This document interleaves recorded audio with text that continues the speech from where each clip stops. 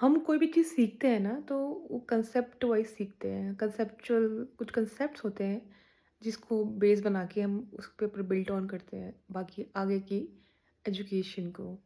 जैसे हमारा education system भी है और तो उसमें भी जैसे हम लोअर किंडरगार्टन से लेकर हम ग्रेजुएशन तक जाते हैं, पोस्ट ग्रेजुएशन जाते हैं। तो कंसेप्ट्स की लेयरिंग होती है।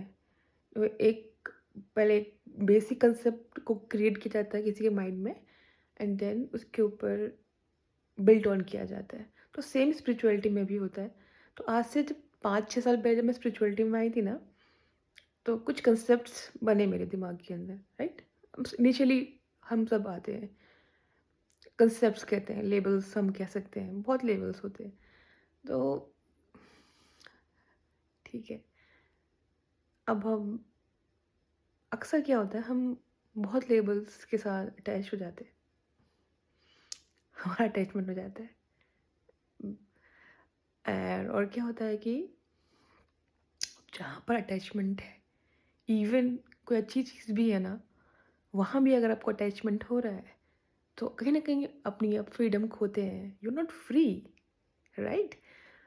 सो एक पॉइंट पे आके ना, वो अटैचमेंट को ब्रेक किया जाता है।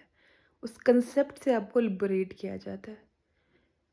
ऐसा नहीं है कि वो कांसेप्ट गलत है, बट वो अटैचमेंट जो आपको हो गया है ना उस चीज़ से, जो आप लेबल आपने लगा लिया है ना अपने ऊपर उस चीज़ का, वो कहीं न कहीं आपको लिमिट कर देता है। तो कहीं न कहीं आपका जो लिमिटलेस जो एक अवतार हो सकता है, उसको लिमिट कर देता है। और जैसे कि एग्ज़ाम्पल मैं आपको देती हूँ कि जब रमणा महर्षि हुए थे ना, रमणा महर्षि ने लाइक लाइफ़ टाइम उन्होंने चीज़ें बोली, बट जो एंड में उन्होंने चीज़ बोली, उन्होंने एंड में क्या बोला जब वो जा रहे थे अपने डिसाइपल्स से कि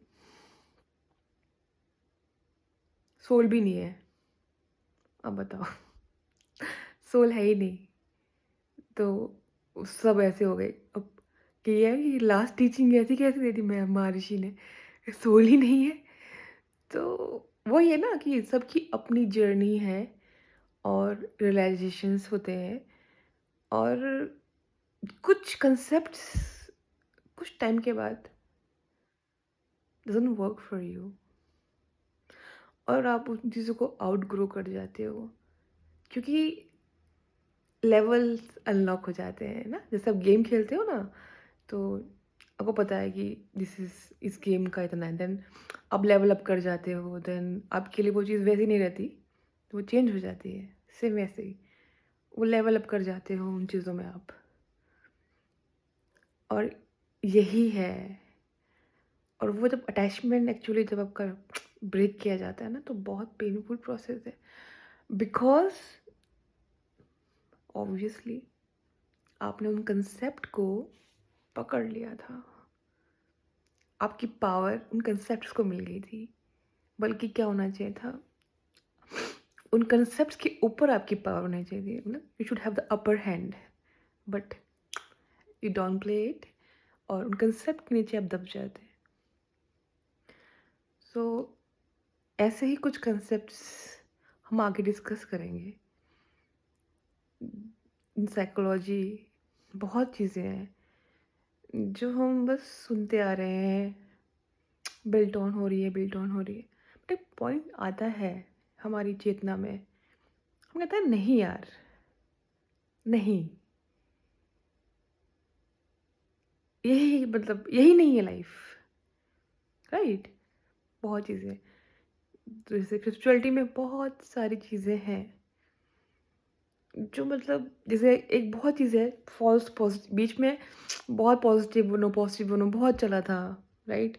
फिर एकदम से क्या हुआ कि नया एक आया फॉल्स पॉजिटिविटी, कि लोग क्या कर रहे थे पॉजिटिविटी के आड़ में अपने इमोशंस को दबा रहे थे, रियल इमोशंस को दबाने लगे थे। तो उससे क्या हुआ, अंदर पॉजिटिविटी की जगह और कूड़ा इकट्ठा होता गया। तो यही चीज़ें नहीं करनी है हमको। बहुत ये बात ऐसा नहीं है स्पिरिचुअल पाथ की, बस बस कि किसी ने बस लिखा पढ़ा दिया, एक ढर्रे पे चलने का नहीं होता। It keeps on evolving, it keeps on changing.